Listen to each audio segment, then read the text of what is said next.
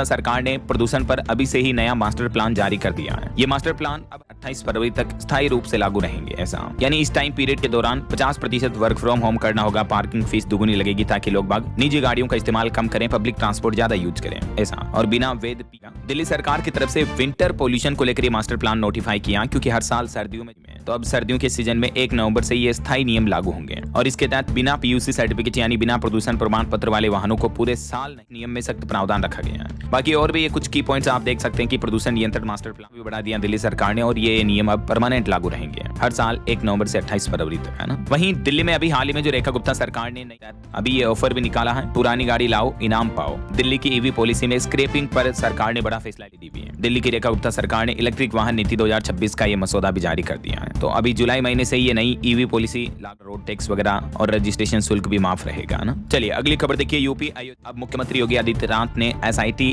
जांच की समय सीमा को तक अब एसआईटी को अपनी रिपोर्ट सौंपनी होगी और इस राम मंदिर चोरी मामले में आरोपी अविनाश के घर मिला मंदिर का संदूक जिस पर लिखा था राम राज्य कोष। एसआईटी को 15 दिन और दे दिए अभी यूपी सरकार ने अपनी जांच और इन डेप्थ करने के लिए और इसमें अविनाश के घर पर तकरीबन 20 लाख रुपए मिले, 1000 तो डॉलर भी बरामद हुए, विदेशी करेंसी आते हैं वो डोनेशन करते हैं दान पेटी वगैरह में, तो वो भी अभी इसके घर से मिले। देखिए आप। चलिए अगली खबर देखिए। बिहार में सरकारी कर्मचारियों की छुट्टियों के नियम बदल चुके हैं। आज से ऑफलाइन आवेदन पूरी तरह से बंद रहेंगे। मतलब जुलाई से ही अब सभी प्रकार की छुट्टियों को सरकारी कर्मचारियों को HMRS पोर्टल या मोबाइल ऐप के माध्यम से ही आवेदन करना, आवेदन छुट्टियों के स्वीकार नहीं किए जाएंगे। ऐसा बिहार राज्य कर्मियों के लिए अवकाश लेने की प्रक्रिया में।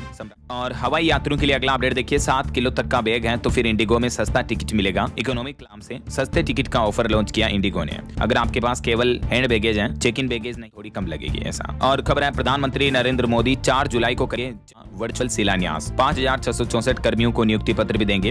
और चारा दोस्तों, चांदी में 4000 रुपए की गिरावट देखने को मिली और अभी चांदी का भाव 2,21,000 ऑल टाइम हाई से चांदी 1,65,000 रुपए तक गिर चुकी है। वहीं 10 ग्राम सोने में भी 1852 रुपए की गिरावट देखने को मिली और अभी सोने का भाव 1 लाख पहुंच चुका है। IBJ की तरफ से ये लेटेस्ट रेट जारी किए गए, बाकी अलग अलग कैरेट के हिसाब से सोने दिन पर। वैसे इस साल 2026 की शुरुआत से लेकर अब तक देखें दोस्तों तो पिछले 6 महीने में जबकि चांदी तो 43% तक सस्ती चल रही है अभी अपने रेट लगभग, जबकि इसके मुकाबले तो भारतीय शेयर बाजार भी कम गिरा। सेंसेक्स 11% तक गिरा। बताया जा रहा कि ईरान जंग और डॉलर की मजबूती का असर दिख रहा है।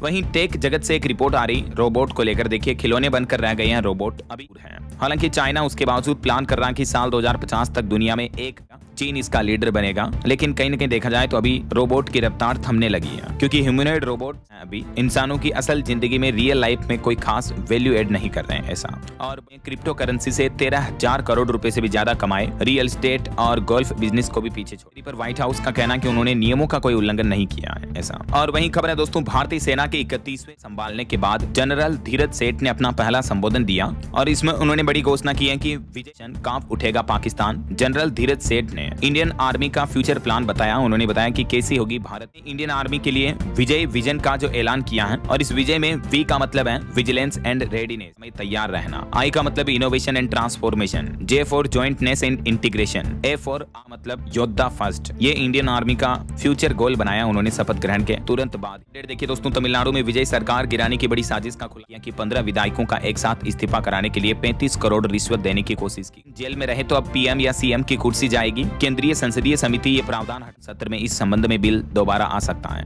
अभी गिरफ्तार प्रधानमंत्री या मुख्यमंत्री जो केंद्र सरकार मानसून सत्र में दोबारा पेश करने का प्लान कर रही है, देख सकते हैं आप इन बिलों में। वही खबर है जुलाई से ही मनरेगा योजना की जगह VBG रामजी योजना लागू हो चुकी है। इसमें सरकार की गारंटी देगी सरकार और इस योजना के बाद जो डेली की दिहाड़ी है 299 रुपए से गई है और जुलाई की 1 तारीख से ही अब देश भर में मनरेगा योजना बंद हो चुकी है, उसकी जगह ये योजना लागू हो चुकी है। नरेंद्र मोदी ने सचिवों के उत्तरीय बेटी बोले कि विभागीय दीवारें तोड़ें, जमीन पर दिखा चाहिए। पीली ने सेठ में भारत सरकार और लोगों के सचिवों के स्तरीय बैठक की। इसमें तक एक विकसित राष्ट्र का लक्ष्य निर्धारित किया और भी विकास को लेकर हमने कहा कार्य योजनाओं रखना चाहिए। बहरहाल अभी तो अपन कुछ महत्वपूर्ण और काम की खबर देखेंगे दोस्तों, लेकिन फिलहाल के ताजा मौसम समाचार जानने का। और हाँ, एक छोटी सी रिक्वेस्ट आपसे ये है, अगर आप DLS न्यूज तो जुड़ जाइए, चैनल को सब्सक्राइब करके बेल आइकन जरूर दबा देना और इस वीडियो पर एक लाइक और शेयर भी कर देना। महत्वपूर्ण मुख्य समाचार काम के न्यूज अपडेट सबसे पहले आपके मोबाइल पर मिलते रहे। टाइम वेस्ट किए सीधा आगे बढ़ते हैं मौसम अपडेट में। तो देखिए, एक तो मानसून पर मौसम विभाग की खबर आ रही कि जम्मू कश्मीर में बादल फटा, अरुणाचल प्रदेश में बाढ़ का माहौल है, मध्य प्रदेश बिहार में बिजली गिरने से 8 लोगों की मौत हो गई। लेकिन इतने खराब हालातों के बाद में सामान्य से कम बारिश का अनुमान है अल नीनो की वजह से। वैसे अभी मानसून बढ़ चुका है और केवल राजस्थान और कुछ गुजरात, एमपी वगैरह इन राज्यों के कुछ हिस्सों में मानसून आना बाकी है, को कवर कर चुका है। दिल्ली और राजस्थान के बचे हिस्सों में भी 2 से 5 जुलाई के बीच मानसून पहुंच जाएगा। कुछ अलग अलग राज्यों की मौसमी स्थितियां देखिए। मध्य प्रदेश के इंदौर में एक बड़ी घटना हो गई।